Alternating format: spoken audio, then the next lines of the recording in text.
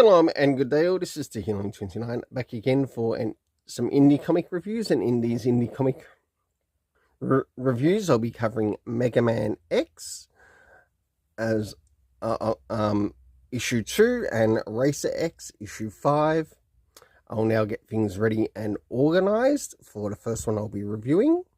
So first things first, does this cover in any way, shape or form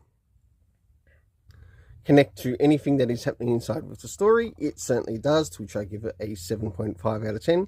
And I'd also like to give a bit of a thank you, of course, to the person who has actually been writing the story and leaving comments on my reviews. So much appreciated, and definitely go and check out his channel. I'll do my best to try to include his username, whether it's in the title itself for this video or in the description. So let's move into the next thing, and that is the area of the internal art around the beginning, the middle, and of course the end, and also what is happening story-wise with the characters.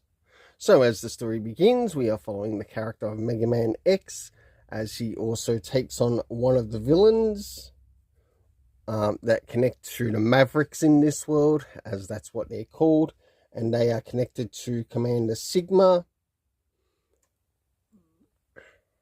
As we start to move towards the middle of the story, we get to see him take on another villain. And last but not least, towards the end, we do learn that Megaman Z or Zero is also there in this story, but we don't actually get to see him. So for the internal art, I give it a 7.5 out of 10. Next is the area of the story racing, consisting of time, location, and cast. First things first, do we get anything time-wise? No, but I would actually like to see something time-related come up within the story. Whether it's seen now or towards the end of the series, I don't know even if this series... I suspect the series might be completed, but should they actually do another volume, it would be nice to see these minor little things included. Next is the location. It's not really clear on the location where this is taking place in the Mega Man universe. Though it would be nice to see it included too, but overall, did it really affect the story rating, which I actually gave it? We'll find out when we get there. Next is the cast of characters consisting of Megaman X, Spark, Mandrill, we had Dr. Light, Flame Mammoth, that's the other one I was thinking of, the other villain, and of course Commander Sigma, as well as Z. My overall rating for this story was a 7.5 out of 10.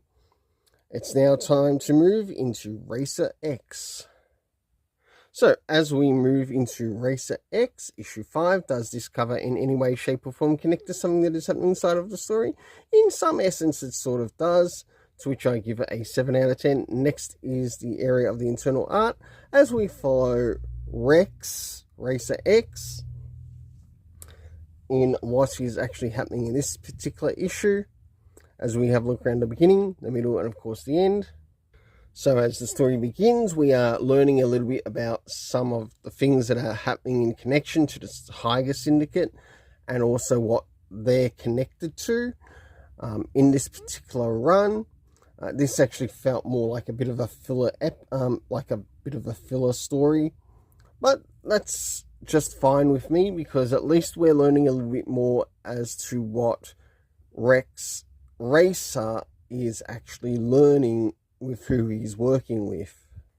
As the story continues, we get to see some of the things in relation to like some people who are trying to stop the Tiger Syndicate.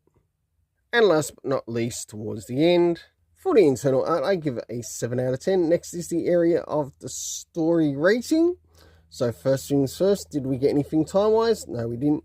Next is the location. Now, a lot of the beginning of the story takes place at a location called Alpha Automotive, and we can see that they're actually behind some of the things that are occurring behind the scenes.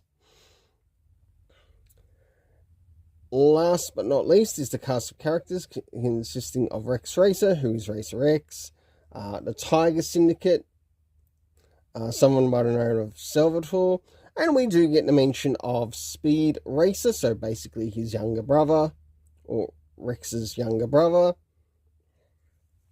And last but not least, we have Mr. Furno, I think it is. My overall rating for this story is a 7.5 out of 10. Until then, let's keep it colourful and have yourself an awesome day.